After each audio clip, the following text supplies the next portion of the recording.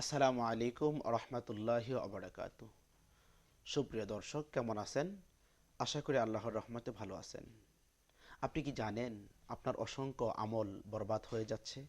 আপনি কি জানেন আপনার অসংখ্য ইবাদত আল্লাহর কাছে গ্রহণযোগ্যতা লাভ করতে পারতেছে না? তার কারণ তার কারণ হচ্ছে আপনার আমার নিয়ত। আপনার আমার নিয়ত বিশুদ্ধ না থাকার কারণে আপনার আমার অনেক দান, অনেক কোরবানি, অনেক নামাজ, অনেক রোজা, হজ, জাকাত এগুলো বিফলে চলে যাচ্ছে। কারণ রসুল সাল্লাল্লাহু আলাইহি ওয়াসাল্লাম বলেছেন, ইন্নামাল আমালু বিন্নিয়াত, প্রত্যেকটা কাজ তার নিয়তের উপর নির্ভরশীল। আপনি যদি খাঁটি নিয়ত করে ইবাদতটা করতে পারেন, সেই ইবাদতটা আল্লাহর কাছে গ্রহণযোগ্য হয়ে যায়। আর যদি আপনার নিয়তের মধ্যে ভেজাল থাকে, তাহলে সেই ইবাদত, সেই আমল আল্লাহর কাছে গ্রহণযোগ্যতা লাভ করে না। উদাহরণস্বরূপ বলা যায়, আমরা অনেক সময় দান সৎকা করি। এই দান সৎকা যদি আল্লাহকে খুশি করার জন্য হয়, তাহলে সেটা আল্লাহ কবুল করে নেবেন। প্রক্ষান্তরে এই দান সৎকা যদি সমাজবাসী, এলাকাবাসী, মানুষজনকে দেখানোর জন্য হয়, তাহলে এই দান সৎকার কিন্তু চার আনা মূল্য আল্লাহর কাছে নাই।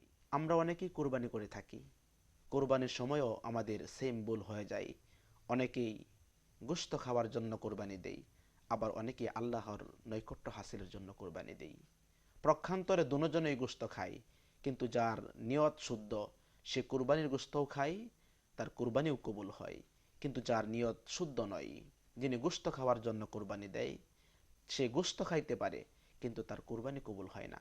এজন্য প্রিয় ভাইয়ের আমার, আমরা প্রত্যেকটা ইবাদত, প্রত্যেকটা আমল একেবারে আল্লাহকে রাজি আর খুশি করার জন্য করব, হোক সেটা যত ছোটই।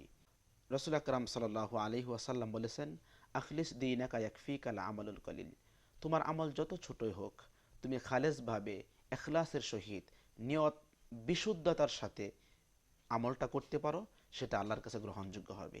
এজন্য প্রিয় ভাইয়েরা আমার, আমরা সকলেই খাঁটি নিয়তে আল্লাহ পাকের ইবাদত করা তৌফিক দান করুন। সকলেই বলি আমিন। আসসালামু আলাইকুম ওয়া রাহমাতুল্লাহি ওয়া বারাকাতুহু।